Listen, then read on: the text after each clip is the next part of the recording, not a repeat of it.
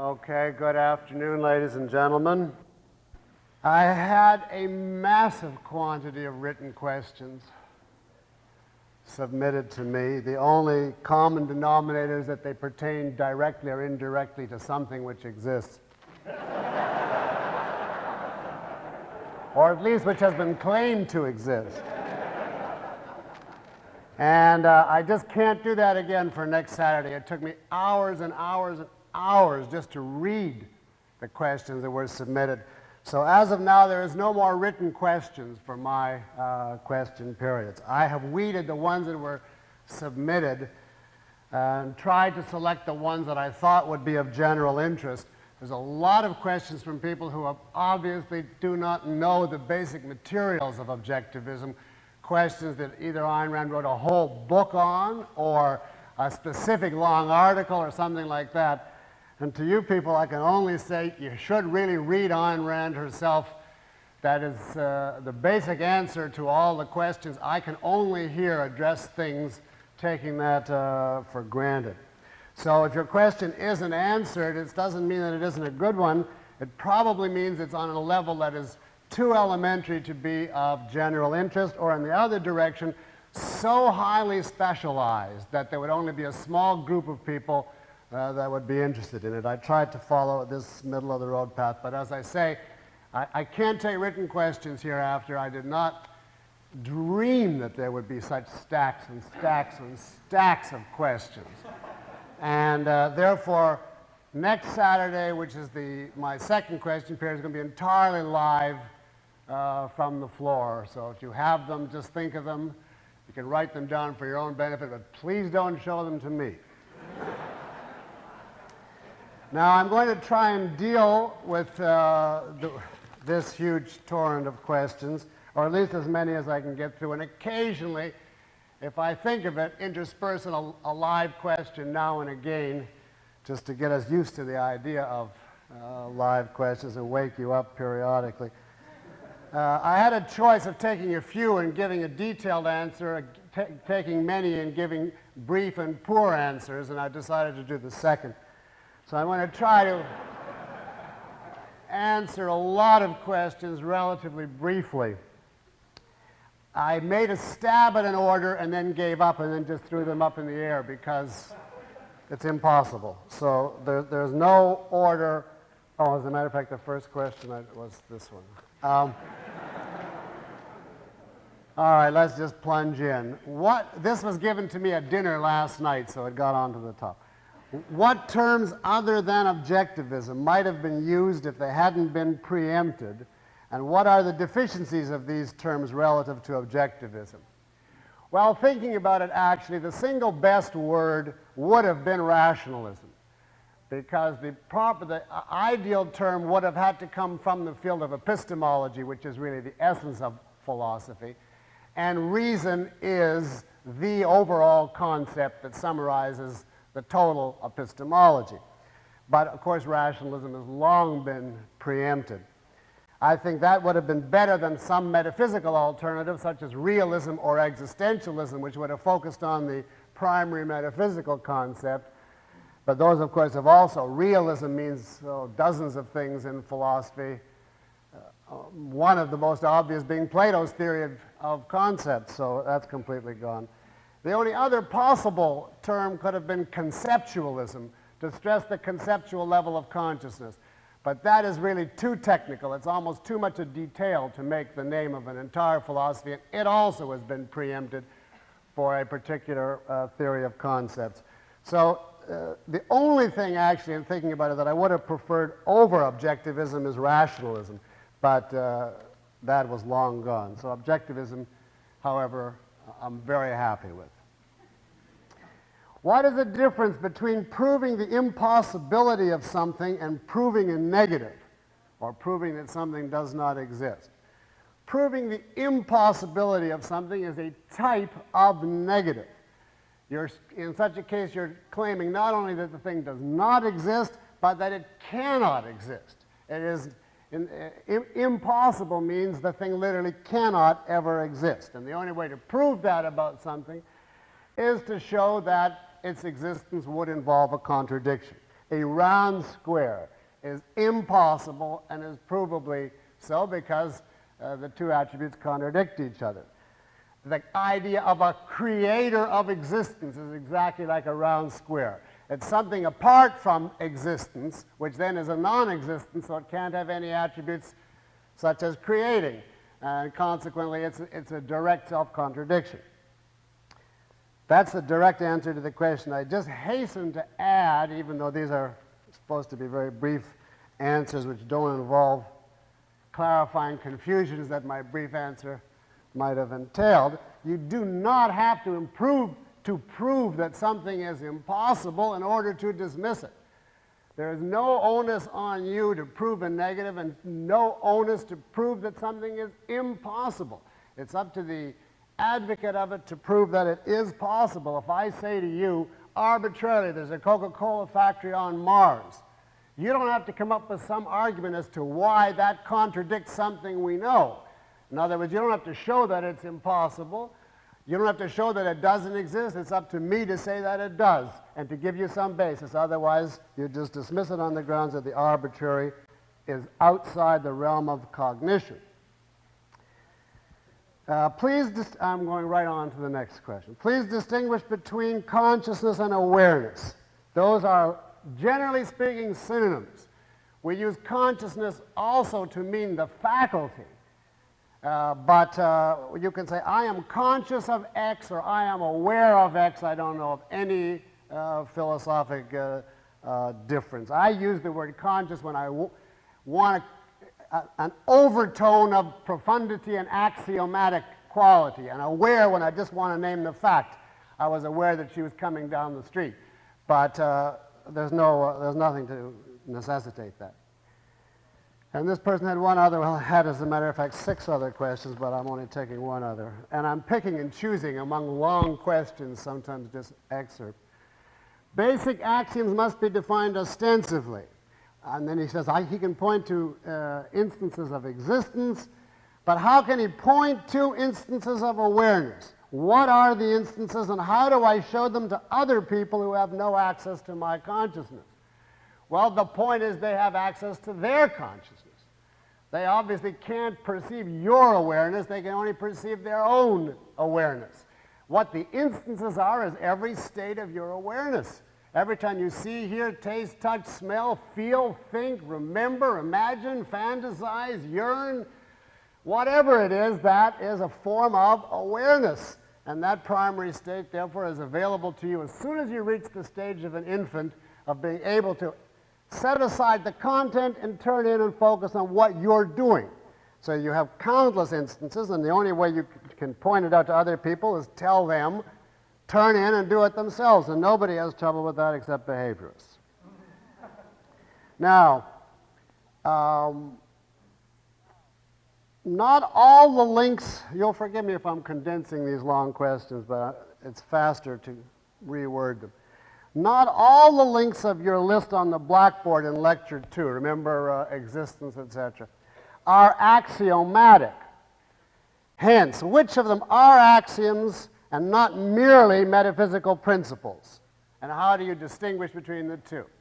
Now, that is a question that would take a good chapter in a book of highly technical philosophy where you not only validate everything, but you step back and distinguish types of axioms, basic axioms from derivative axioms, and so on.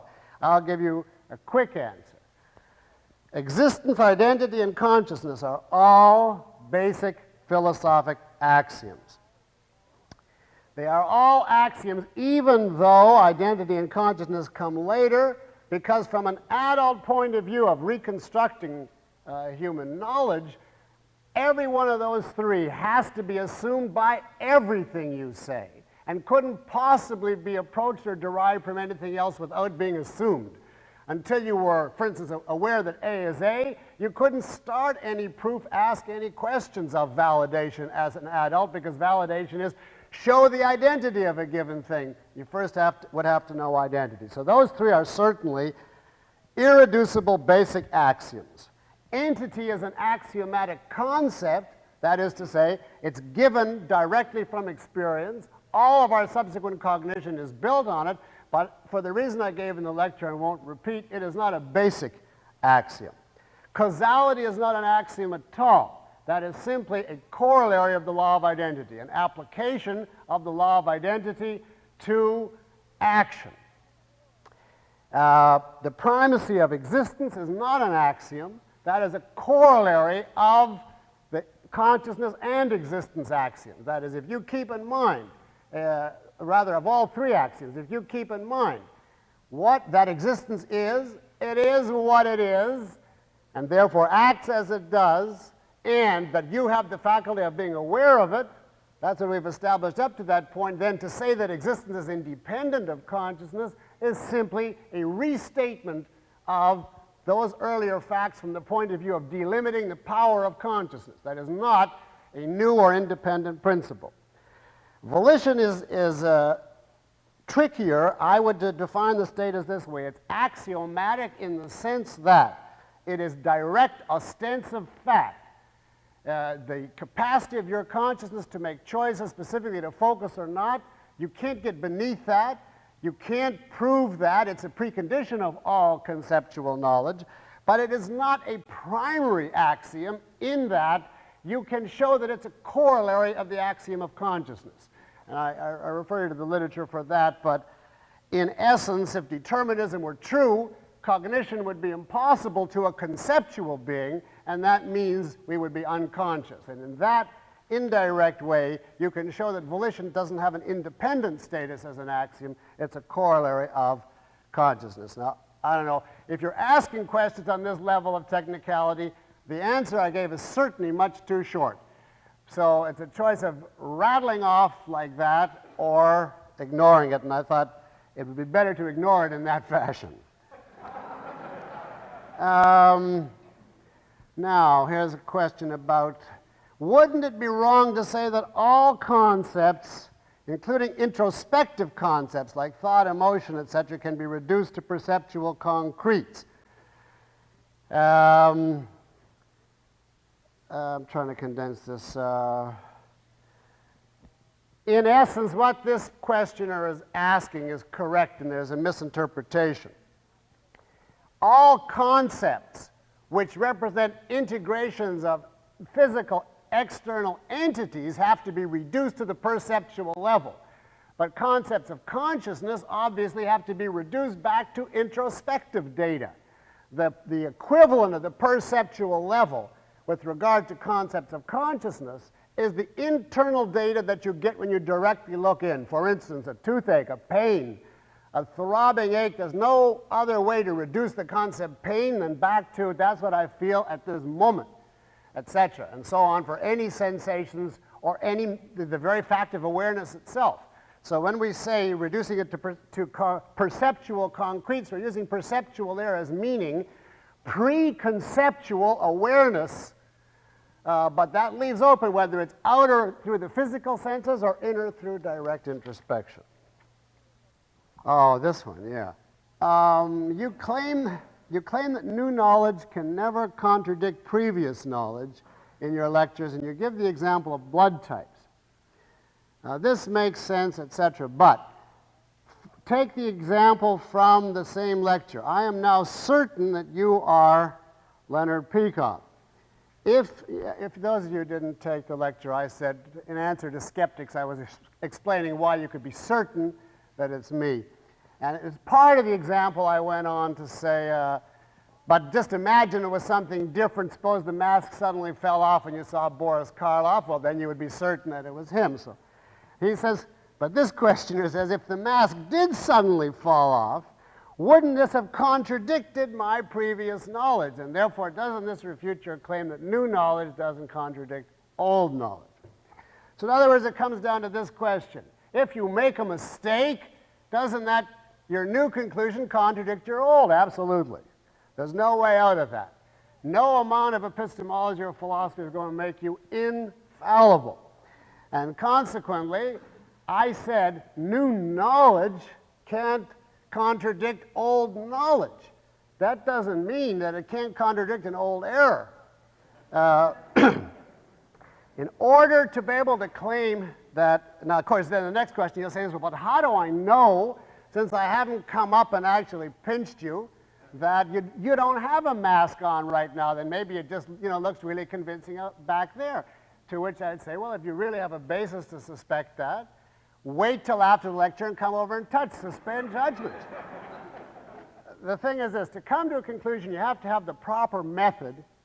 You have to know what would be a validation, what kind of evidence is necessary to support that conclusion, and you have to be able to specify the context. You have to be able to say, this conclusion obtains within these circumstances. Now, if you're right on both of those, if you're okay on both of those, you delimit the context and you apply the method, you have every grounds to say you're right, and barring mistakes, no later conclusion will contradict your earlier.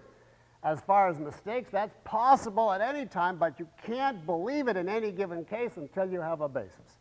So if someone says, how do you know you didn't commit a mistake?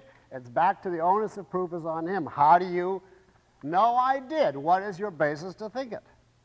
If you have any legitimate doubt, you can always say, what gave rise to the doubt? What is it based on? And it has to be based on something other than David Hume. Now, as you see, these are in no order. There's some personal ones interspersed, so I'll go to some of those. In regards to a biography of Miss Rand that would be written with your approval and support, what are the qualities of the biographer other than honesty, that he's assuming that would be required, that you are looking for? For example, the person cites, would you require these four? That they've already written biographies. No, I would not require that. Age. Well, they have to have some age, but I wouldn't make that a...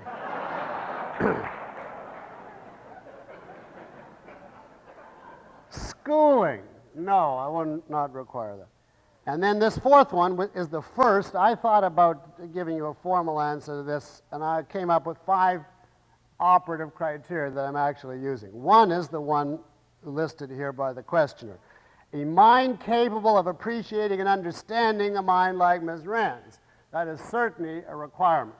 Someone that I think has the intelligence and the sensitivity to be able to appreciate it. You don't have to be an equal of her mind to appreciate it, obviously, or I would just scrap the whole project. But you have to be capable in some terms of understanding. And then I think very crucial to me is that a person is able to write clearly and eloquently. And it would have to be an accomplished writer, though not necessarily of biographies. I would want someone who does not have any trace of the defense mechanism of hostility. They don't have to be a picture of mental health, but I've been too disillusioned and disenchanted through the years by people who become hostile that I would want to know whatever problems the person has, that is not one of them. I would want someone who is committed to a lot of work, because this is a complex and lengthy project, so they'd have to have the motivation to see it through. And frankly, I would want someone who would agree to let me edit the final thing, because I'm not turning over all the documents until I'm sure that by my own personal judgment, justice has been done. So it would have to, in that way, be someone who would agree to work collaboratively. That's basically my criteria. Now, the next question, which I did put right with that one, when will there be a biography? When I find that person 3 to 5 years after that date. Now, this is again, short or long. What remedial action must be taken to regain moral perfection after a conscious breach of morality is committed? To use your example of the embezzlement plan that you described to Ms. Rand, I think I had a fake gold mine, if I remember. Suppose one deliberately carried it out and then changed his mind and atoned. What would you have to do to regain moral perfection? Well, it would obviously be utterly inadequate to say, sorry, I won't do it again. I would say that you would have to, first of all, attend to recompensing the victims, repaying the schemes, the money that they lost, the interest, etc. Secondly, if you were able to commit a breach of that dimension, you obviously have profound problems, and you would have to go to some kind of psychotherapist for a long time to understand what were the roots in your character, psychology, and development that made that possible. And then you would have to uproot those roots, change your character, and you would certainly you would see after a breach of that dimensions, if you really did such a character change, you would find that it would not be only the virtue of honesty that you would change in. All the virtues are interconnected, and a person who truly reformed after such an act would be transformed ultimately across the board, and that would be a requirement for him properly to say, now I have regained or attained for the first time the proper moral status. This takes a long time, obviously, and until this kind of dramatic across-the-board change, sustained across a long period, is evident to other people, they have every right not to trust this person until they see the change. He in his own mind might be able to say after a week or a month or a year, well, I know I'm sincere. I know I have reformed and I'm really working to change, etc. But he has to be objective. He has to make his reformation so much a part of him for such a long period of time in so many contexts that people outside legitimately would say the other guy is ancient history, he's dead, we now have a new person here. And I may say that I can never think of that having happened in my entire life. That is, of someone who committed a major, really major, I don't mean, a lie or something like that, but a major continuous on the equivalent of the con man. I've never, ever seen such a person reform. I mean, theoretically, as long as they have free will, I suppose it's possible. It says, are you still planning a book on logic next? I never was planning a book on logic. So, are you planning a new course sometime soon? Yes, after I finish the book. Now, did you really give your permission for the use of the photos on the cover of James Baker's very odd book on Ayn Rand? Well, I guess the only way that I can function in life is just to say no to everybody on everything, and then there would be no misinterpretation. This gentleman wrote me far in advance that they're bringing out part of a scholarly series, that it was concerned with Ayn Rand's works, that it's part of this, they do every author live and dead, etc., for high school kids, that they were not interested in anything personal, just some factual biographical data and a synopsis and so on. And if I say so myself, he made some very intelligent comments about the ominous parallels, which made me think, well, this guy, sounds pretty reasonable to me. No, but they were insightful. It wasn't just gushy and so on. I figured he wanted a picture. So I said, why not? How can it hurt? So now, of course, he comes out with this book. I never saw another thing about it. I haven't read it, but I hear that it's full of all kinds of horrors. And everybody's busy now saying that I authorized it, I endorsed it, I cooperated. And all I did in a moment of weakness is give him the benefit of the doubt for being human, which I see as a mistake. But you can't win, because if I had only talked to him on the phone, there would be an acknowledgement, thanking me for my conversation on the telephone, so I would lose either way. Now, this is a great question. I could give a whole seminar on, but I'll just do it in a minute instead. How would your current lectures have been different if your daughter had not been born? And a companion to that one is, should all philosophers have children?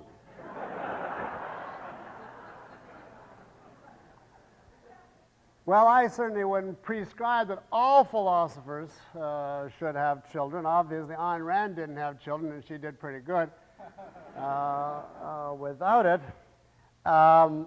It certainly did help me. I could not have either written my book on the level that I'm doing it, or certainly given these lectures, the ones that pertain to hierarchy, in the form that I could, without having had this unique experience of watching firsthand, step by step, this little consciousness ascend the conceptual structure, or at least develop from one cognitive level to the next. I was continuously surprised by the things that she put together and why and how it evolved. It was extremely helpful to me on many epistemological points. For instance, I would never have predicted in advance, since attributes and actions are both simply aspects of entities, I would never have known what is now blatant to me, that consciousness can grasp actions far before colors, for instance, and that they know all kinds of activities way before they're able to grasp colors. I can see now when causality comes in, when entity comes in. You could actually read the development, and it has a concrete reality. If those of you remember when I discussed hierarchy in my 76 course, I said, imagine presenting a concept to your pet. And imagine the steps you would, I think we took friendship. I said, imagine the steps that you would have to go through to bring it down to the level the pet could grasp. But that was a pretty theoretical exercise because you can't do it to a pet, but you actually can start to do it to a child. And it's extremely, extremely illuminating to me to see what links are obvious when I didn't expect they would be, and what links are difficult when I didn't expect they would be. And I began to acquire a much, much more detailed sense of the hierarchical structure of cognition, the process of concept formation, the contextual nature of concept formation. There was a stage, just to have one tiny example, but this perhaps concretizes what I mean. My daughter at one stage used the word UP to stand interchangeably for pick me up, airplane, and bird. And she called them all up.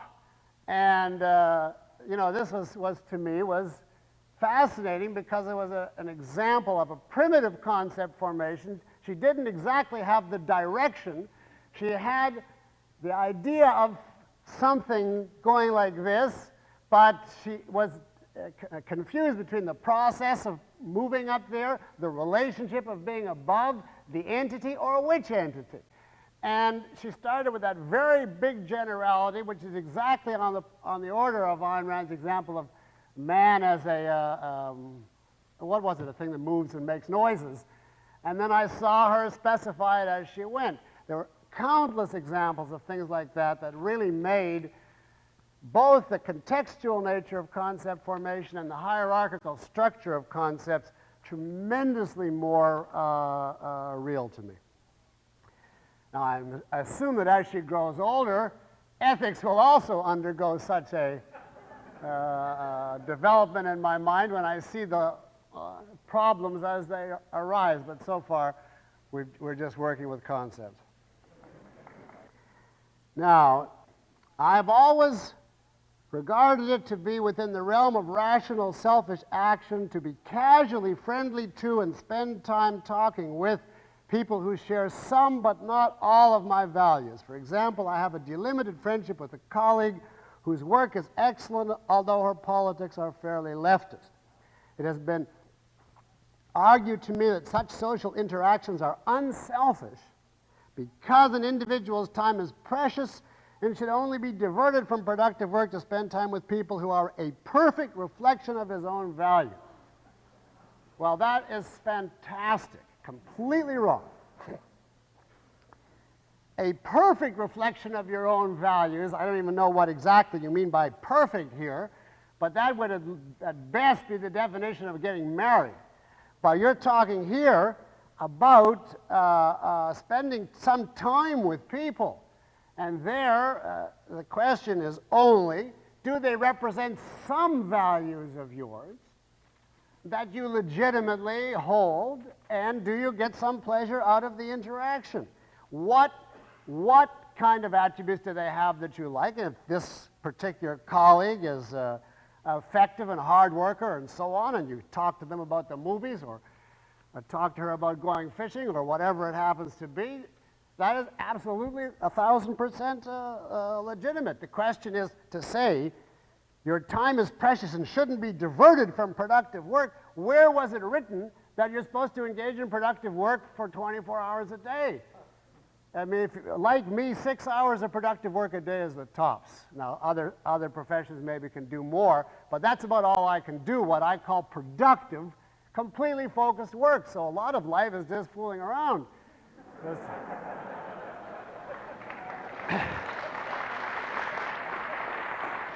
So it depends. What are your choices? What are your alternatives? There's a perfectly legitimate, valid desire for social relations, and even for a whole range of social relations. There are certain things, people that you go to a hockey game with, that are not a perfect reflection of your values, that you would never marry, but sometimes you'd rather spend time with them than the person who is a perfect reflection of your values. So this is an intrinsicist interpretation of objectivism. Like, there is a commandment, thou must work, and then two, thou must seek out, values without any idea of the context of actual reality. Now then, the question that goes on, another side of the argument is whether integrity demands that one does not sanction those who are not consistently moral. My opponent contends that Rourke's friendship with Winan was wrong, was unselfish, because the argument simply, apparently is, if you have integrity, the person has to be consistently moral, and Winan, according to this, was not moral, and therefore Rourke didn't have integrity. Well, you can make up anything you want, but this is beyond the pale of what you can make up. What do you mean by consistently moral? What is the scope and nature of the moral breach? You certainly can't be friendship with somebody who is immoral in some significant, volitional, adult way. But when you are, because a person who is immoral on that kind of level is someone who is subverting all of the principles of proper human behavior, who's waging a significant war against reality. And if you hold objective or rational values, you won't have much community with such a person. But Winan is not such an example. Winan is a person who made a very fundamental and tragic metaphysical error in his early years in the process of character formation. It's an open question, to me at least, I can't speak for the author, she's not here, whether it was a pure error of knowledge or there was also a volitional element when he was young. It could have been a volitional element because she suggested a certain impatience, an unwillingness to accept the dolts around him, which could become a kind of a willful self-indulgence. He's just going to brush it aside without having the endurance necessary to survive in this kind of world. So there might have been implied a volitional element, and it might have been just that it was a complete error. In either case, it was something long, long ago committed. He did not have any way of knowing it. As an adult, what this came from, he was living his life. He was the expression of trying to live with all the energy and fervor and enthusiasm at his command within the framework of a crippling error. And I think that his fundamental honesty was in the fact that when he finally was confronted with the evidence, he avowed that he had wasted his life. He didn't try to destroy Rourke. He in effect admitted his error, and therefore he is an example of a tragic hero. He is certainly not the example of an immoral man. If you're talking immoral man as Ellsworth Toohey or James Taggart, etc.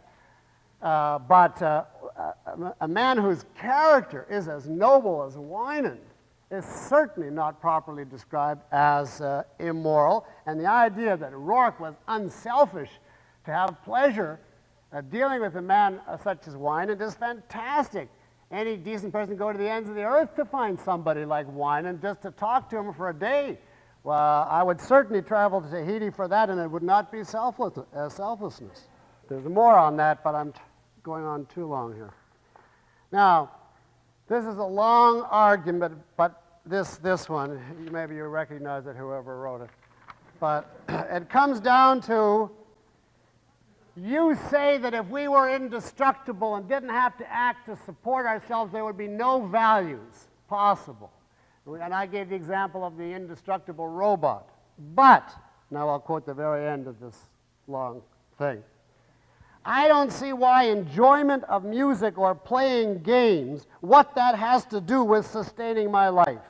If I became immortal, why would I stop enjoying these things? So I'll just take his two examples, because he's taking as a primary. You see, the idea is, why couldn't an immortal, indestructible robot listen to Beethoven and play chess and get, you know, a lot of pleasure out of both of those, even though he doesn't have to take any action to sustain himself? And doesn't that therefore refute the view that all values have life at their root? And the answer is no, it does not, because both of those values also have the alternative of life or death at their root and would not be possible to an immortal, indestructible being. Music is a form of art. If you know the objectivist view of art, you know that man has a need of art and therefore an ability to respond to art only because he has a need of a certain kind of guidance. He has to act. To act, he needs long-range philosophic guidance, but he can't retain his view of the world purely in abstract philosophic terms. He needs to have it concretized and held in the forefront of his consciousness.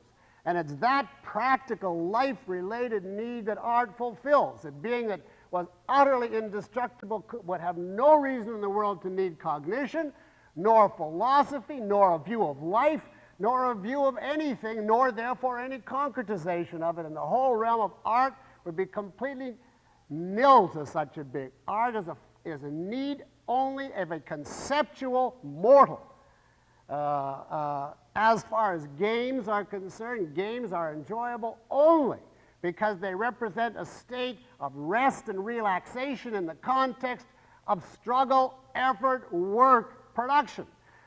But if you take away the need of that, because you take away the alternative of life or death, you take away the basis for games, amusement, and so on. And thus you see quickly the spectacle of people who get tremendously bored just with games and amusement because they are only peripheral. They're only within the context of a being that has to work. And that is true if you work it out for every other value that seems to be self-evident. Now, here's a variant of a question we just took. I get this type of question many times. And I never exactly understand it, but maybe I can finally hit this.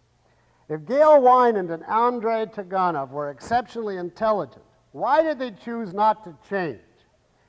Why didn't Wynand choose to close down his paper during that crucial meeting? And I've had this asked to me about all of the characters who are other than the pure villain or the pure hero. And the answer is really very simple, I guess. They hadn't read the book.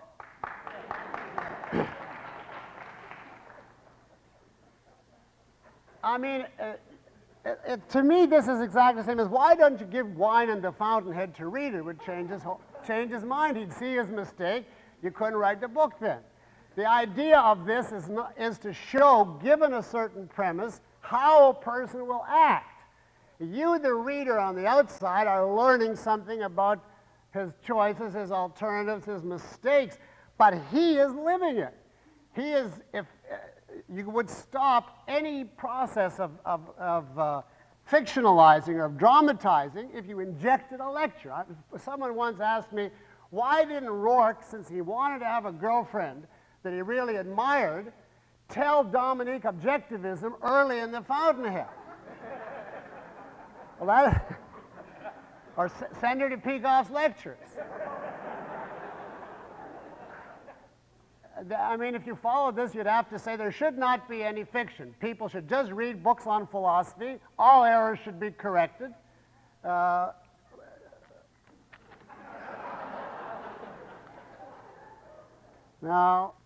Oh, I'm saving this because I have 2 on AIDS, so I'll put that with the 1 on AIDS if I find it. That is not with, but on AIDS. Oh yeah, no. Here is two questions, and I had several like this, so I'll take a second more on this. As I understand the primacy of existence, one aspect of it is that consciousness cannot influence or change a material object. But what about when I get an ulcer? Isn't that a change brought about merely by an act of consciousness? And then I had, 3 or 4. Here's this one other I saved, and it was, how can you explain, let me find, how a baby can move his hand directly toward a ball? Isn't that, you wouldn't have to say just a baby, an adult. I mean, look, here's the primacy of consciousness then, because I had a desire, and this glass rose up in the air. So how do I explain this if existence is independent?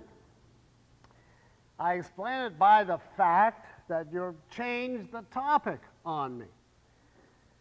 Mind and body form in each person a single unity, a living organism. When we talk about consciousness, we are abstracting an attribute away from a single living organism. Consciousness is like vision. It's the power of sight, the power of grasping something. It's an attribute of a total entity. And because mind and body are integrated, every process of consciousness has a physical component to it. There's nothing unique about an ulcer or raising your arm. Every process of consciousness, because it's simply an attribute of a total entity, also has inextricably a physical component. An obvious example is you feel fear. That's an emotion.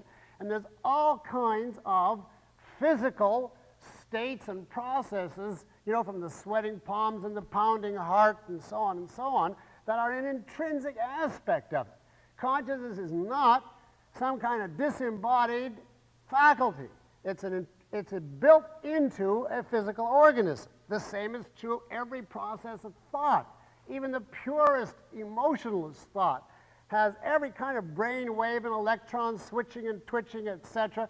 I mean, you know that perfectly well.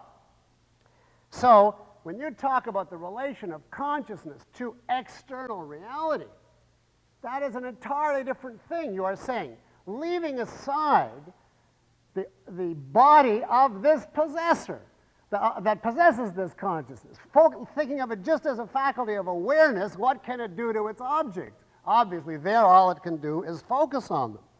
But there is a completely different relationship between my consciousness and my arm and my consciousness and your arm.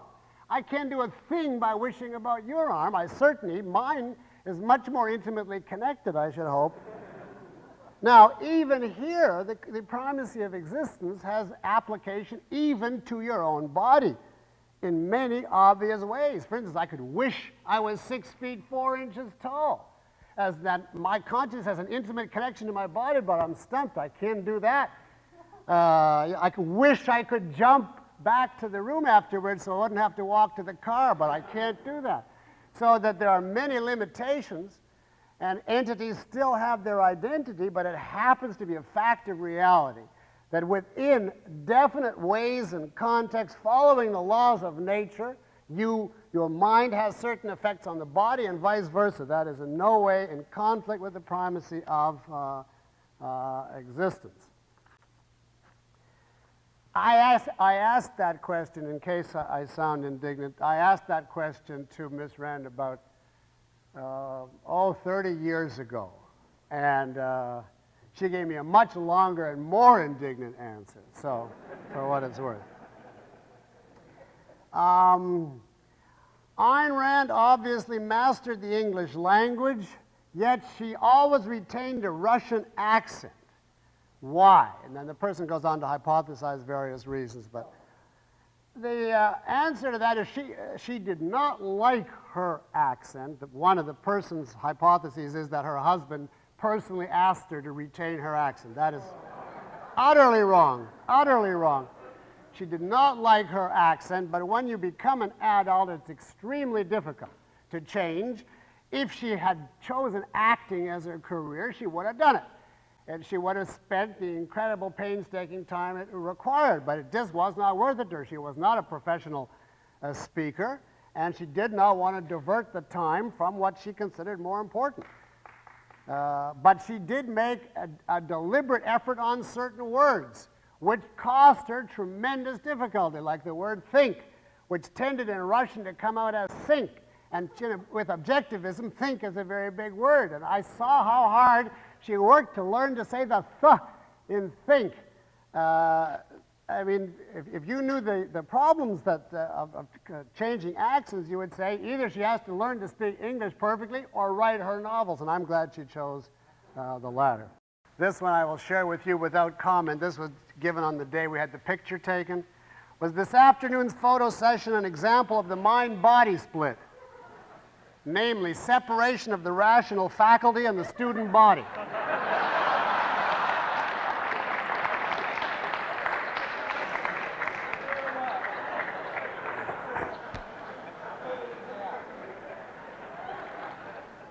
All right, how could Oliver North be a man of principle, as Peter Schwartz says, if he trades weapons to Iran, and he lists all kinds of other bad things?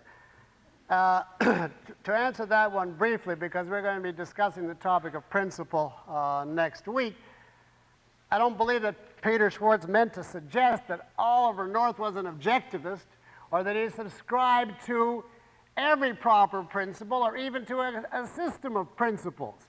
He was taking him as an example of a man who had one firm principle, only one, but that was enough to wipe out the whole committee and enlist the passion of the whole country. He did not apologize for being against communism, and that was a principle. He was opposed to it in every instance as an absolute, and he said, in effect, fry me in hell, I don't apologize for it. And in that way, for the reasons as Peter indicated, he made a tremendous effect on the country. But the problem with people like North, good as they are, is precisely that they do not have a whole system of principles. They're not principled on principle. They happen to attach to a given principle, you know, if they're decent and they're honest, but they don't have a whole moral political code. They don't have a whole philosophy of principles. And that is why ultimately people like that, however well-meaning, cannot achieve their single out-of-context principles. That's even why they would agree to undertake assignments such as this. I mean, imagine that the horribleness of being put in a position where one branch of government tells you it's illegal to fight communism. The other one says, fight it, but I don't want to know anything about it because it'll get me in trouble. And now you've got to go and fight it behind the scenes while one doesn't want to know and the other's ready to arrest you for doing it. Now, to me, if I were given that assignment, and if I had any public voice, the first thing I would do is resign, and I would announce to the country it is impossible to save this country from communism because the two branches of government are debating over who will cause more difficulty in defending the country and who will make it easier for the communists to take over. And I'd give chapter and verse, cause a tremendous scandal, and never be heard of again. But you see, the problem is that people who have one or two out-of-context principles think you can be pragmatic in implementing them, and then they're exposed, and there's no real upshot to it, no long-lasting value. I understand that North is religious, apparently very religious, and if that's true, that would help to explain why he doesn't have a full philosophy. Now, a big jump from that to metaphysics. Please explain how philosophy can validate facts prior to the formation of logic in the scientific method. Well, I thought I did explain that. You get your basic facts by direct observation. Your validation is open your eyes. How do I know that there are things, that anything exists? I open my eyes and look. How do I know that there are entities? I see them. How do I know that I'm aware? I introspect and I just observe my awareness. There's a whole catalog, the whole entire perceptual level, and everything implicit in it is given by direct observation. And consequently, you'd be in a tremendous circle if you say you have to have logic to validate facts. Where do you get the facts that lead you to such a complex development as logic? So you can't, out of context, make a proposition like this. Nothing is a fact unless science has proved it. That is ridiculous. Science is a specialized, high-level form of cognition, which presupposes a whole foundation, including, like every other subject, the direct observation of reality, a proper metaphysics, and all the steps of concept formation. Only then can you say, when I'm dealing in a specialized knowledge situation, then I need to use a specialized method, and I'll work on it in astronomy or physics or psychology or whatever it happens to be. But at the beginning, you don't have a method. You've got to get to the stage where you have a method. If emotions are not tools of cognition, I'm not even one half through this pile yet, and I haven't taken any oral questions. But I'll just keep going. If emotions are not tools of cognition, should they be utterly ignored when forming conclusions? No, they should not be utterly ignored. I refer this question in my course on Understanding Objectivism, where I have good part of one entire lecture on the role of emotions in human consciousness, including in the acquisition of knowledge. And a simple example would be, for example, in judging people. You very often are given invaluable clues about another person simply by your emotional reaction. You just feel, I don't like that guy. He rubs me the wrong way. There's something about him I don't like. Now, you may not be able at that point to put your finger on it. It's very difficult to identify your emotions sometimes about people. And you may have to collect evidence slowly, gradually, and maybe only years later say, well, it was this and this and this about him that gave me that opinion. And you may find you were wrong. You may realize that when you know the person better, you misinterpreted something. But nevertheless, the first step is to know that you have some kind of reaction and take it under advisement. To make it a tool of cognition would mean you just follow it automatically. If you take a dislike to someone, he's evil. If you take a liking to someone, he's wonderful. That would be using it as a tool of cognition. But if you say, I'm responding to something, I don't necessarily say that it's infallible, but I'd like to know what it is, and then I will appraise it rationally, that is indispensable. In fact, this applies to much more than merely judging people. I have had this experience writing philosophy, the most abstruse, academic, esoteric level, and I'll read it and it makes me feel anxious. And I have no idea why. Intellectually, it's perfectly clear as far as I can make out. It's step by step and so on, and I get an uneasy feeling. This is talking about my own writing. I get an uneasy feeling. There's something, I don't know. I just can't. It's exactly what you have when you meet someone that rubs you the wrong way and you don't know why. And if I were deprived of those inner feelings, I couldn't write at all. Because I want to be finally know the passage is right. It has to fulfill every intellectual test that I have, and I have a great many. And on top of that, when I read it, I have to feel that is terrific. But I have to feel that over and above all the tests. Otherwise, I keep at it until I say, what is it that's bothering me? So in that sense, emotions are invaluable, but they're merely leads. They're indications of something to be found out. They're not answers. Now, there's a question that I respect, but which I don't know how to answer briefly. It amounts to, when someone takes the devil's advocate approach with you during a discussion, how do you know whether he's sincere or just deliberately being a pain in the neck? They put it differently, but that's what it amounts to. And the only device that I know to answer that is ask the person directly, why do you ask that? Do you really believe what you are saying here? Are you doing that to bait me? Are you doing that because you're actually puzzled? If so, what puzzles you? Because I don't follow what is unclear. Do you really believe that? If so, what is your basis for believing that? And if you do that a couple of times, usually they'll get the message that you won't put up with, you know, heckling as an end in itself, and then if they have a real issue, they'll go to the issue, and if they don't, you'll terminate the conversation. But in other words, don't assume that you have to answer a question just because it's asked you. You're always free to look at it. You know, you can even do this politely if you had enough to drink. You could just look, you know, just say, why do you ask that? I'm curious to know. And that very often will turn the tables because the person doesn't know why he asked that.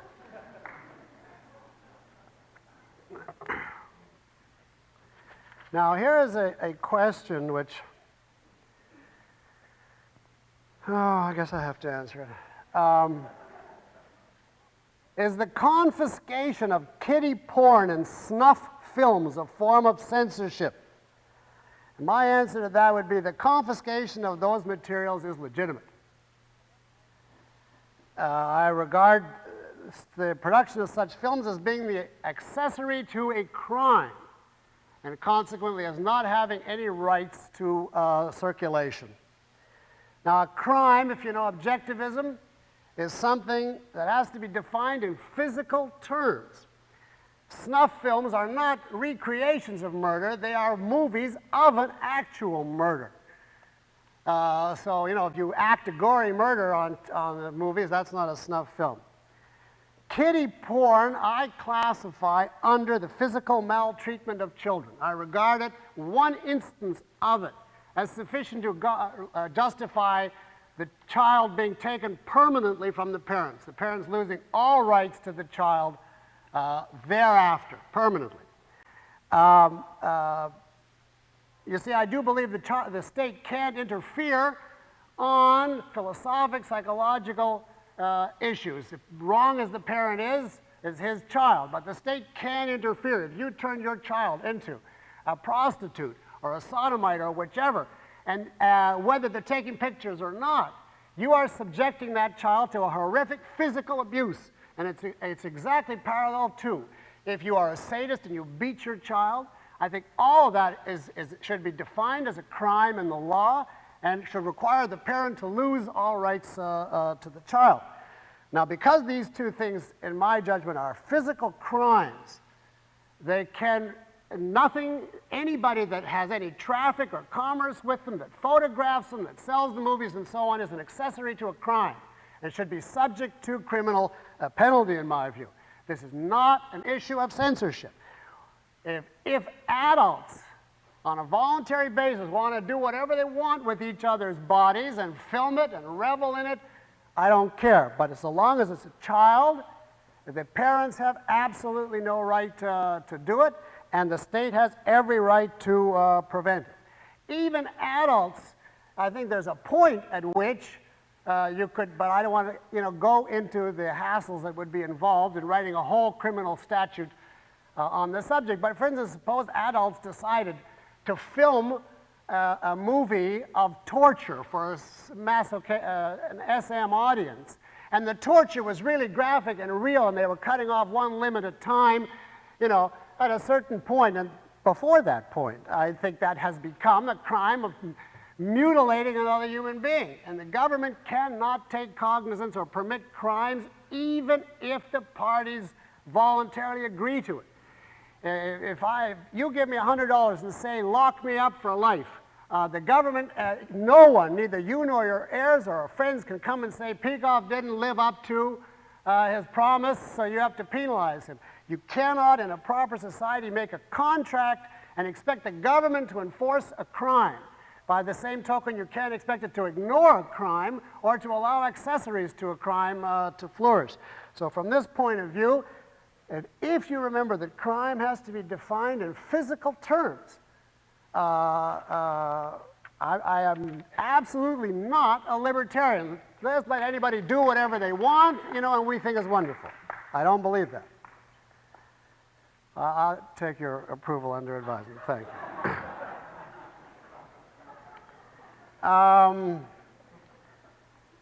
is emotional repression. You see, we're jumping so hard from one to the other here that it's hard to just orient myself. Is emotional repression a form of evasion? And if so, is it immoral? No and no. Emotional repression is an automatized avoidance of an emotional reaction where you come not to know that you experience it. It has 1,000 possible different motives, and it can be, although it needn't always be, it can be 100% honest, and in fact it can be courageous in many cases.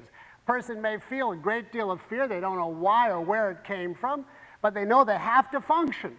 They can't do anything about it, and so they take the attitude, I'm just gonna, they don't do it consciously, but what it amounts to is they just brush that aside and they're gonna continue to focus on reality and try and achieve their goals despite the fear, and the fear becomes simply an inexplicable enemy not to be focused on. That can be a perfectly heroic motive. The person who does not want to be stopped by fear, and they don't know what to do with it, and it becomes a complete repression. So now, of course, there can be also very ignoble motives, but you have to be very careful. Evasion is a deliberate, volitional policy in the moment that you're doing it. You have to have the knowledge of what you're doing, or at least have the ability to know in that moment what you're doing and that you should be doing something else, that you are willfully looking away. That is, you shouldn't be bothered by, am I evading when I don't know it? If you don't catch yourself in the process, you're not doing it. Evasion is not a subtle, tricky, indirect psychological process that sneaks up on you. So if you have to ask, the answer is no, I'm not doing it. Now, this next question, I just simply have to challenge the premise. If nobody in a free society would help orphans, would you let them starve? And I haven't heard that for 20 years. If that were the situation in a free society, there would be no free society. If people were at that stage of malevolence, that a perfectly innocent young orphan, they'd say, let him starve, they would have hated each other for so long in so many ways, and for such profound philosophic corruption underlying it that they would long since have become a dictatorship. So I wouldn't even grant the reality to this premise. The most you could possibly say is if some young orphan left out in the wilderness somewhere that no one, found out about, and he has no access to organized society, and then his parents die, what should be done about it? Well, try and find him is what I would say. Organize a hunting party. Don't start a welfare bureau. Ayn Rand wrote that all that which is proper to the life of a rational being is the good. Isn't this circular, since proper means good? It does not mean good. First of all, they're two different words. They have two different contexts, and proper in this case is a purely factual term. It's synonymous with appropriate, suitable, befitting, or consistent with. Proper to the life of that which is proper to the life of a rational being means that which is in harmony with, advances, sustains, makes possible the living of such a life. So it certainly is not a way of saying all that which is good is good. That would be ridiculous. It's saying our standard is keeping this type of creature alive. Whatever does that is the good. Now, you say, why didn't she word this differently? Believe me, I've had a little experience in this. There is no, the way she once put it to me is, something can be foolproof, but nothing can be damn foolproof.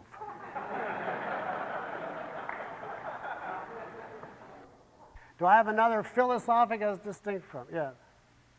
I just wanted to ask if there think of some things that you said that you subscribed to in the past, but you've changed your mind on. Everybody wants to know, what are things that you did wrong in the past that you're right about now? Oh, I could give you a whole litany. In fact, I did several in the lecture, but I'll tell you one really gross error that's on one of the tapes. I applied the objective, subjective, and intrinsic trichotomy to sense perception. I took the view that sense experience was objective, this was many years ago, as opposed to being intrinsic or subjective, and tried to develop a whole thing around that, which is completely wrong because the concept of objectivity only arises on the conceptual level. There's no choice and there's no method with regard to sense percepts, they're just a given. And that was thoroughly confusing. That must have cost me 3 years of mental development, just that one error. As I remember, Ayn Rand casually said, you know, that wasn't too clear because you made it sound as though sense perceptions are objective. I said, well, what do you mean? And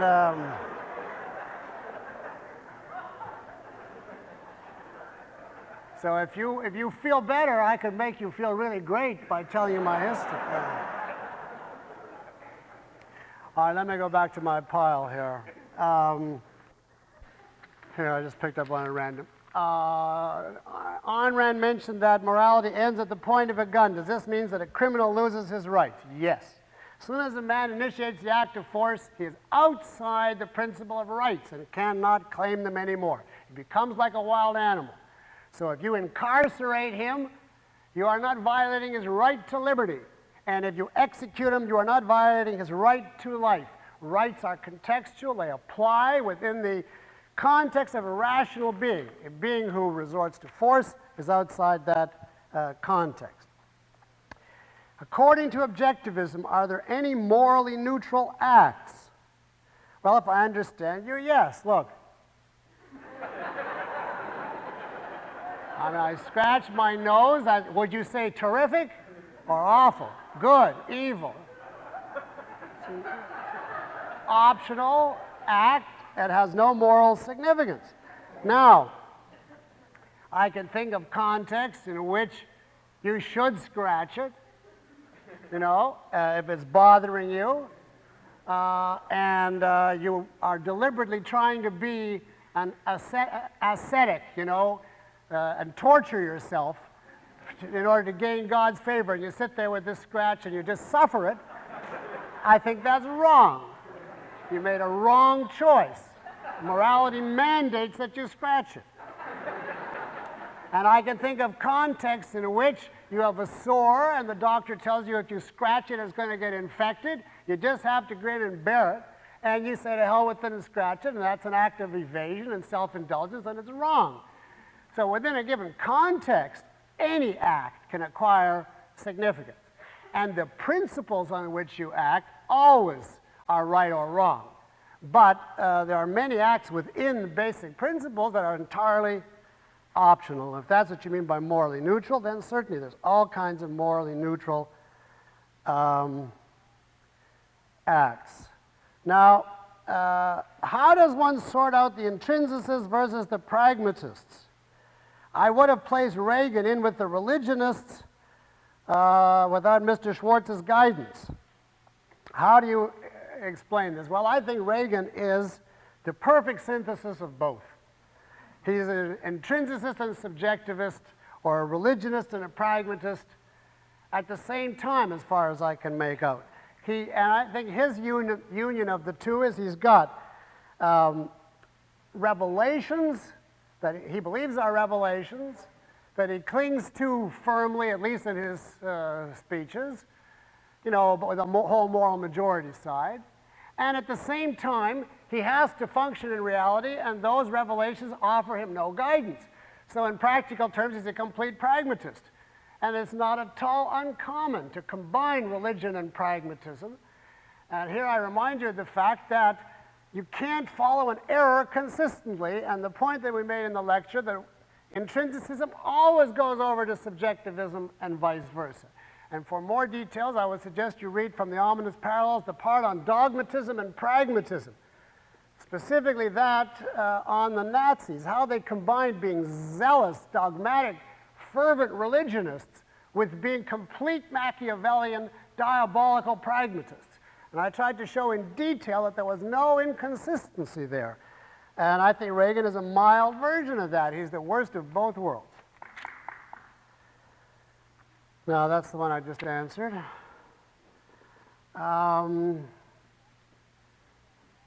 Why doesn't the view that knowledge is contextual apply to the fundamental metaphysical ideas you presented, such as causality or the primacy of existence. I'm rewording it, but that's what it amounts to. In other words, why shouldn't you say A is A within the context of my present knowledge? But how do I know what scientists are going to discover tomorrow that'll, make me amend my knowledge? The answer to that is that philosophic axioms and principles are the precondition of all knowledge, including scientific knowledge. You cannot have scientific knowledge. You can't practice science until you have a metaphysical and epistemological foundation. So it would be logically impossible to discover, using scientific means, an invalidation of your foundation. If you did, it would pull down your science at the same time. And that would be the end. So there are many things that you have to specify and say within the present context. You do not have to say that about basic principles of philosophy. Did Ayn Rand intend the character of Dominique Franklin to be an ideal woman, in other words, a model to be admired and emulated, or as a warning of what a fundamental error can do to an only potentially ideal woman? Well, if you're talking about it at the beginning of the book, and if I understand you, clearly she meant the latter. In other words, she thought that Dominique was wrong, if that's what you're asking. There was a clash between Rourke and Dominique throughout the book, where Rourke represented the benevolent and Dominique the malevolent view of the universe. And he tried to show her that she ascribed too much power to people, to their evil and to their irrationality, and that her values were not threatened by them. And finally, she came around to seeing it. So if you mean Dominique qua embodiment of an error, certainly that was not something to be emulated. What are the next posthumous books by Ayn Rand to be published, and when? The next meaning, I assume, the next couple. The one that is presently now under consideration that I believe is going to be next is an anthology of the complete Fort Hall from the beginning right up to the end, culminating in my recent one, which is the memoir of her. Because we have that available, and many of those Fort Hall talks have not come out. So it's interesting, I think, to watch the whole progression from 1961 right on through, and you see the same principles applied to the different succeeding administrations and generations right on, from Nixon way back there and Johnson and so on. I believe that's next. As far as material that you wouldn't yet have had access to, the first three on my list are Harry Binswanger is working on an edited version of her lectures on fiction writing, Peter Schwartz on an edited version of her lectures on nonfiction writing, and as soon as I finish my book, I want personally to edit her journals. And those are the next three that are going to come out. Then only after that do we get to things like letters and so on. But you're talking here a long time. And then there's a question to the effect of, if Kant wrote so poorly as you say, why were his ideas so easily spread? Because he concealed in coils of jargon all of his alleged validation of his ideas. But he was crystal clear on the essence that he was communicating. Anybody, even a PhD, can get the message of what he stood for. It's a different question of how he claimed to prove it. Now listen to this one. I just couldn't resist this. Here's an argument offered by someone. I am a human being. Certain cultural requirements must be met in order for me to survive, such as a free capitalistic economic system, a non-religious environment, no churches, etc. In effect, I'm still reading. Those conditions outlined by the objectivist philosophy. Next premise. The cultural requirements for my survival have not been met, do not currently exist. Therefore, conclusion, I cannot survive. Question, what is keeping me alive? In other words, this is now a formal deductive proof that he must be dead. I'm a human being. Certain requirements are necessary to keep me alive. Those requirements haven't been met, so I'm dead. I'm obviously not dead, so there's a problem here. Now, who would want to put their finger on what the problem is here? Let us grant the premise this is a human being. He's alive. 2, certain requirements have to be met.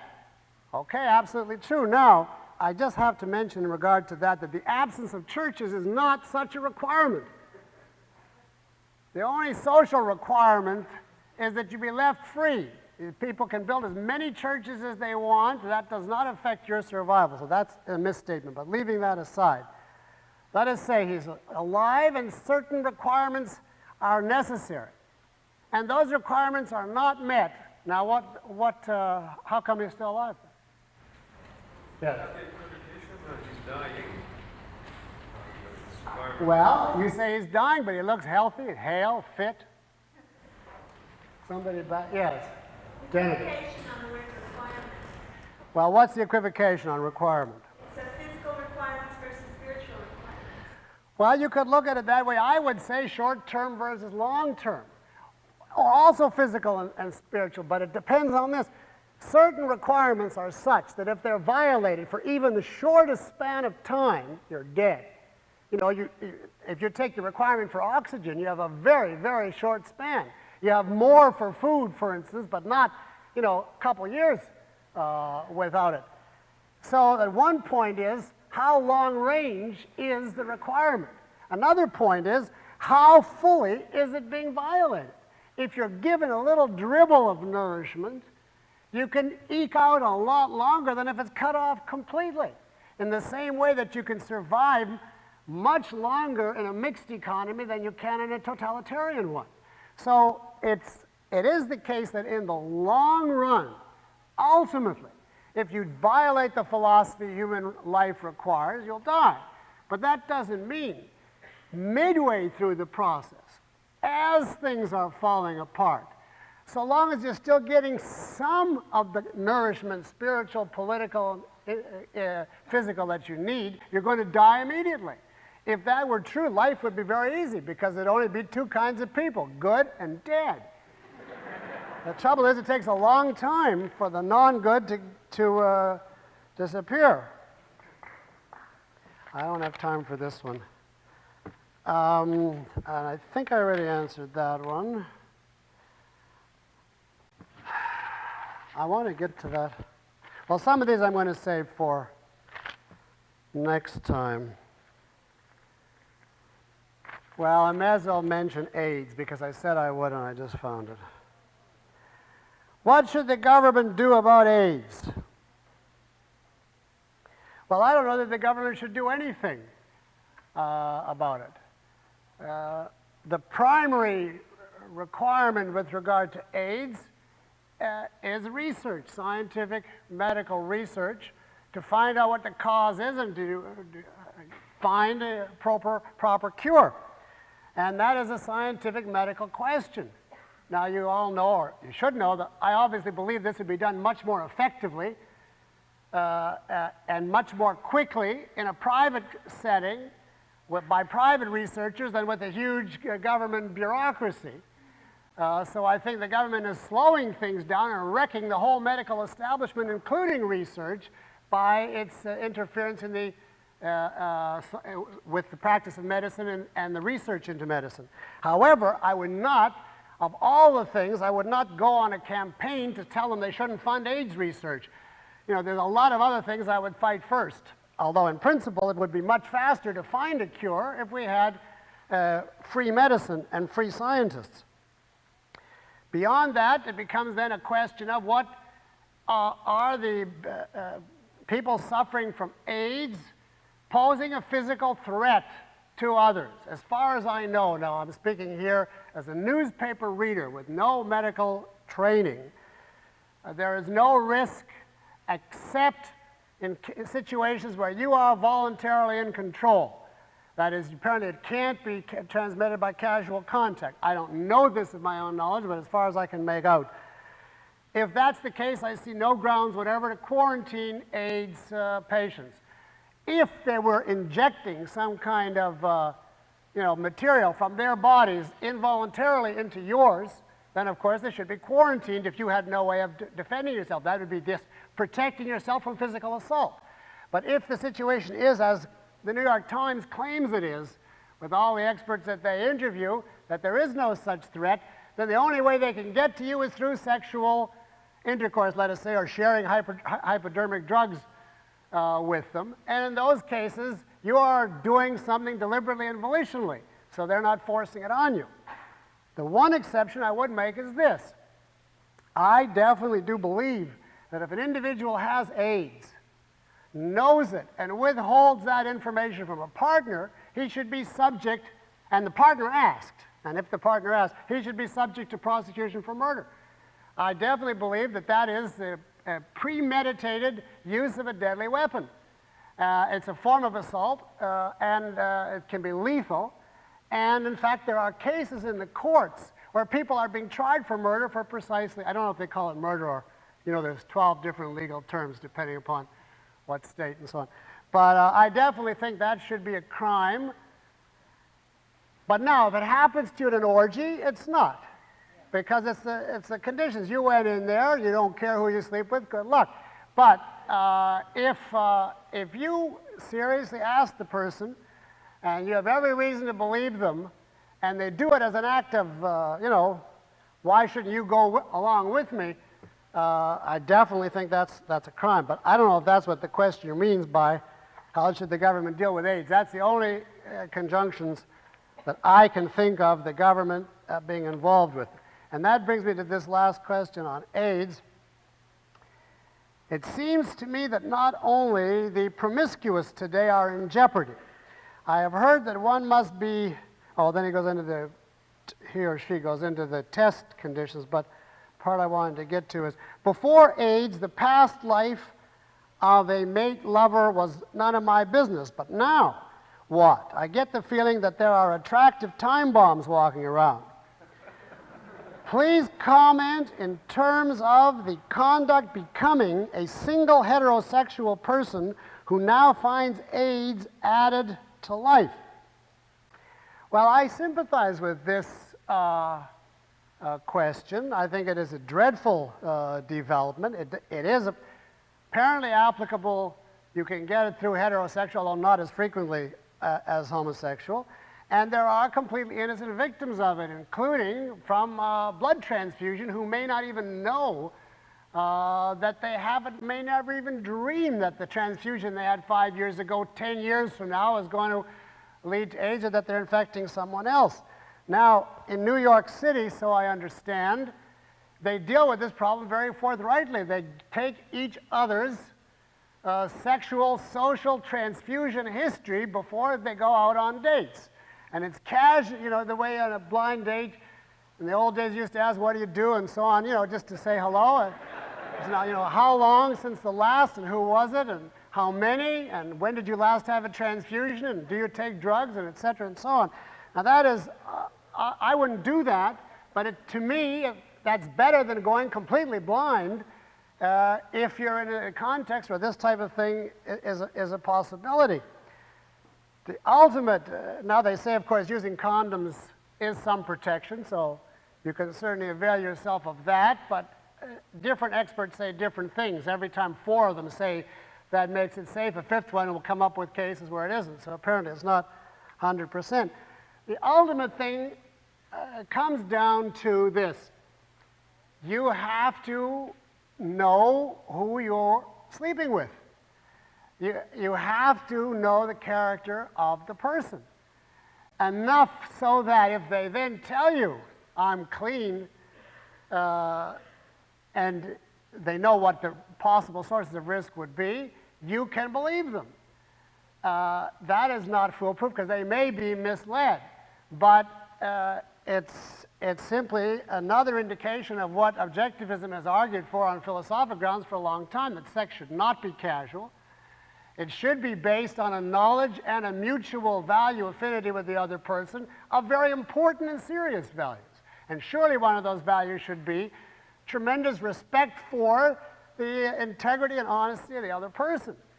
So I would say, as a rule of thumb, if you are not sure your partner is telling you the truth, that in and of itself should stop you from sleeping with them, let alone because they might communicate AIDS to you. But still, and all, having said all that, there are undoubtedly tragic cases which I really deeply sympathize with the people, because it's really difficult to judge other people. They think they found a soulmate. This girl is terrific. She's beautiful. She's everything you could want. They agree on everything. You know, they know everything, and she did something once that perhaps she forgot, or she doesn't think it makes any difference, and then it's a disaster. And what can you say? There is no God. There is nobody to ensure that innocent people can't have bad things happen to them. All you can do is take all the rational precautions you can, and if we had a free country, leave scientists free, and they would be able to protect us from these and whatever other diseases are going to come up. Well, on that negative note, let's stop for today.